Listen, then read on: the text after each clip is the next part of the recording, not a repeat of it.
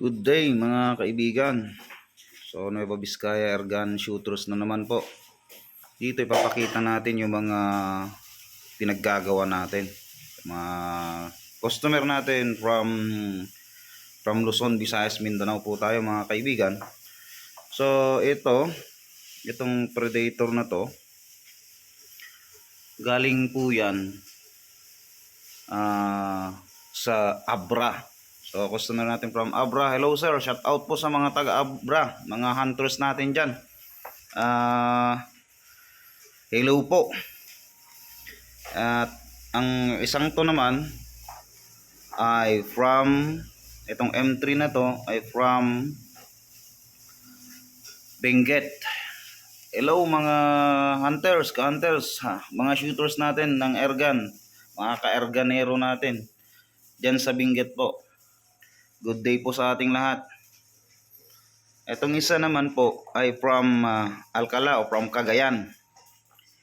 Hello mga sir, mga taga Cagayan po.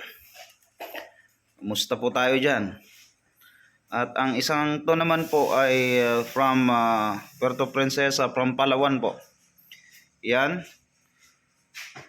Hello sa mga ka-hunter natin o mga ka-airgunero natin dyan sa Palawan po mga sir. Magandang araw po. Bale, at sa isa nating customer pala. Bale, dalawa sila. From NCR yung isa. Tapos from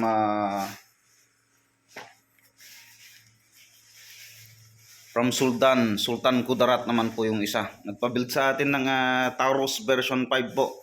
So yung mga gusto ng malakas na power, ito po yung model natin sa level 2 ng power upgrade natin. May mga nagugulat pa dito. Hindi ko alam kung bakit sila nagugulat. Simple lang naman, madali lang naman po. Madali. Ang akala nila sa 1000 fps 14 grains lang ang pwedeng lumipad ng ganon. Anyhow, salamat sa inyo mga sir.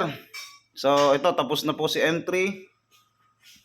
Tapos na po si Armscore. Isang Armscore po yan na kinonvert to bullpup na receive woodstock. So napakaganda yung ginawa. Napakaganda ng woodstock niya.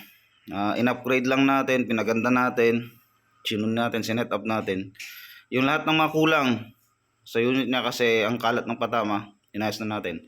Same as goes to M3. Napakaina po niyan, 700 plus lang bitaw niyan. Pinaganda natin, pinalakas natin, and ayan, napakaganda na rin ang patama. Okay, si Tactical naman from Garoben. Hello sir, Garoben. Papalakasin natin to, papagandahin natin kasi alam nyo naman sa Abra, okay dun, maganda. Maganda yung dayuhin yung mga hunter. So gustong palakasin, pagandahin, and syempre pang long distance at heavy slug use to mga kaibigan. So hindi ito basta-bastang project. And another dito, same as sa Puerto Princesa, Palawan. Gusto rin palitan lahat, pagandahin, palakasin. At pang long range shooting din daw. Okay, yan. So iba't ibang unit mula Luzon to Visayas, yung iba na ship na natin. And yung mga customer natin sa Sultan Kudarat ng B5 version ng ating Taurus receiver, nandyan na. Bubuin na natin. Nandyan na mga receivers natin, kaya yung mga naghihintay or gusto ng malakas, ano pang ginagawa natin. Okay, salamat mga ka-airgun.